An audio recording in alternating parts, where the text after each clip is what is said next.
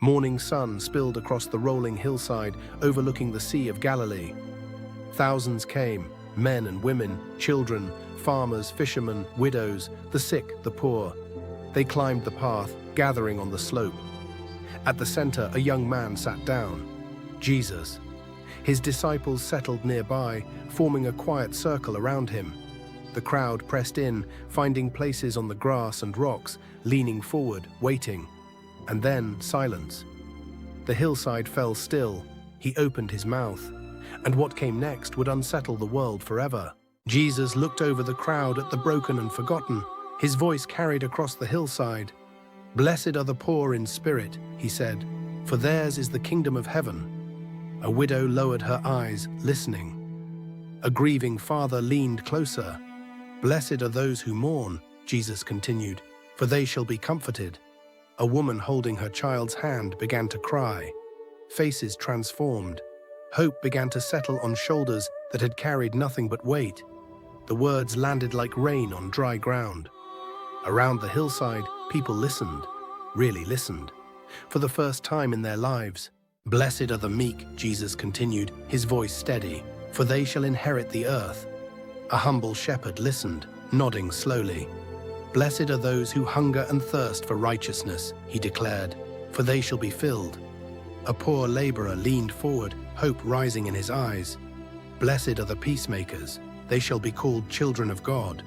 Two men who had been enemies stood together, their old hatred beginning to dissolve. Around the hillside, every blessing overturned the world's idea of power. The people society overlooked were being declared heirs of eternity, and no one spoke. Everyone listened, changed. The crowd grew larger. Religious leaders stood in the distance watching. Jesus spoke with a stronger voice. "You have heard it said, 'Do not murder.'" The people nodded. "But I tell you, anyone who carries hatred in his heart has already begun the act." Surprised looks spread across faces. "You have heard, 'Do not commit adultery.' But I tell you, lust begins long before actions do." Murmurs rippled through the crowd. The standard seemed impossible. Conviction and confusion were visible on every face. This was not what they expected to hear. A man whispered to his neighbor, "Who can live like this?" Jesus looked over the crowd with steady eyes. "Be perfect," he said, "as your heavenly Father is perfect." The hillside fell completely silent. No one moved. The weight of those words hung in the air like a stone. Perfect. Faces showed confusion, conviction, profound wonder. "How?" a woman mouthed silently. A farmer lowered his head. An old widow closed her eyes. The standard was not just high, it was impossible. And Jesus did not soften it. The weight of heaven pressed down on the hillside, and no one knew what to do with it. Jesus saw the weight of his words settling on the crowd. His expression softened. "When you pray," he said gently, "pray like this." The people leaned closer. Even the children listened. "Our Father," Jesus spoke slowly, "who is in heaven, hallowed be your name." Wind moved softly across the hillside. People closed their eyes. Disciples bowed their heads. A widow looked upward toward the sky. The impossible standard had been spoken. But now a doorway opened. Not through perfection. Through prayer, through a Father who listens. "Your kingdom come," Jesus continued. "Your will be done on earth as in heaven." The disciples nodded slowly. "Give us this day our daily bread." A hungry family listened with deep longing. "Forgive us our debts as we forgive our debtors."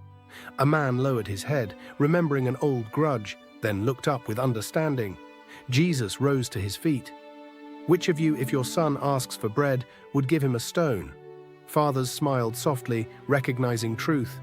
"If you know how to give good gifts, how much more does your heavenly Father?" Hope spread visibly. Faces transformed. The sun lowered toward the horizon. Jesus looked over the people one final time.